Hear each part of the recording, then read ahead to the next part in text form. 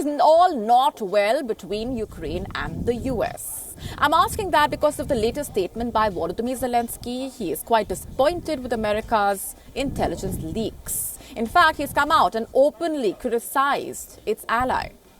He said, and I'm quoting from his statement, "I did not receive information from the White House or the Pentagon beforehand. It is unprofitable for us. It's not beneficial to the reputation of the White House." And that's not even all. According to a Washington Post report, when Zelensky was asked if the leak had strained his trust as far as the US is concerned, he said, and I'm quoting, "I cannot risk our state. Where I can speak frankly, I do it, but there are high risks. If it were my war against Putin and there were two of us on the battlefield, I would tell everyone what I think of them. But here the story is a little different. We are all responsible." Now, this doesn't happen often, does it? While Zelensky indicated that airing his true feelings was not worth the risk, at the same time, he openly expressed his disappointment.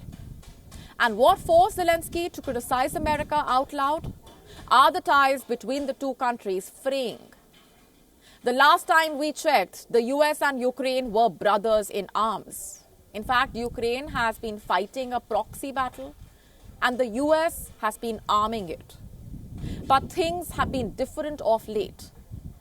Clearly, there is some friction now, and Ukraine is late for its spring offensive. Why is that?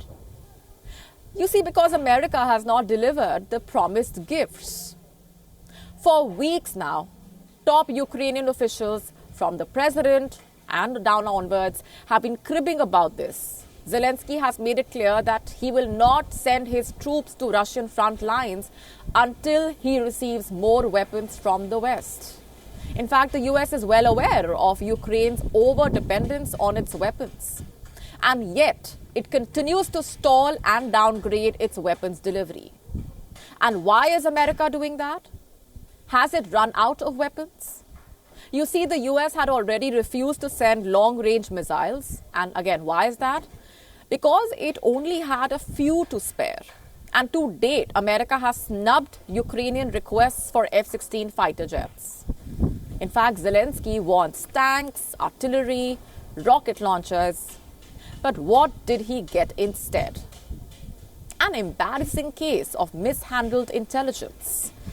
A leak that will go down in history as a huge joke.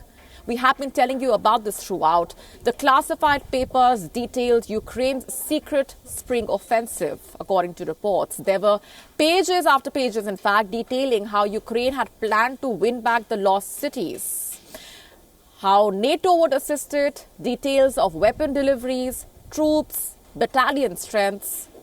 The documents also gave away Kiev's shortfalls, and so much for being tight allies. How did Zelensky learn about the leak? You see, like everybody else in the news. And what was America's response? It claims it had informed its allies about the intel leak. The Pentagon says the US Defense Secretary Lloyd Austin made a lot of phone calls. Apparently, he also held several conversations with his Ukrainian counterpart, Reznikov. Then why is Zelensky telling a completely different story? What really is happening between the two countries? What's going on? The classified documents highlighted America's low confidence in Ukraine.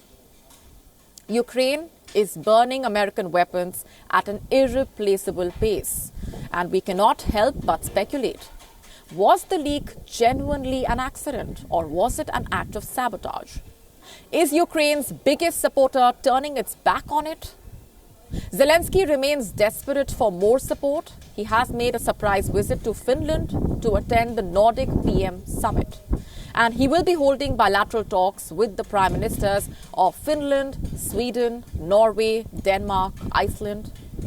What will this spell for the war in Ukraine? WION now available in your country. Download the app now. Get all the updates on the move.